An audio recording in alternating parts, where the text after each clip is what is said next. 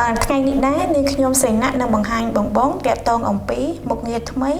គឺជាមុខងារដែលភ្ញៀវអាចកម្មង់បានដោយផ្ទាល់ដោយមិនចាំបាច់រងចាំអ្នក order ដូចនេះបងអាចចូលទៅកាន់ពាក្យថាកាមេរ៉ាដើម្បីធ្វើការ scan ទៅលើ QR ដែលបិទនៅលើតុនៅពេលដែលអតិថិជនគាត់បានធ្វើការ scan រួចរាល់នោះគាត់នឹងបានឃើញតាក់ទងជាមួយនឹងផ្នែក category ចំពោះ category នីមួយៗគឺតែងតែមាន item សម្រាប់ធ្វើការជ្រើសរើសអញ្ចឹងនេះខ្ញុំសូមជ្រើសរើសយក category I ដូចនេះបងនឹងបានឃើញតាក់ទងជាមួយនឹង item នីមួយបងអាចចូលពាក្យថាជ្រើសរើសបានតាក់ទងជាមួយនឹងការជ្រើសរើសនោះនឹងមានន័យថាឲ្យបងដូរជាមួយនឹង size ឬក៏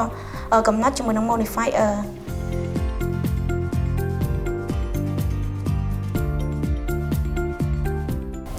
បន្ទាប់ពីរួចរាល់បងអាចជើញចូលមើលបានថាការ order ហ្នឹងគឺ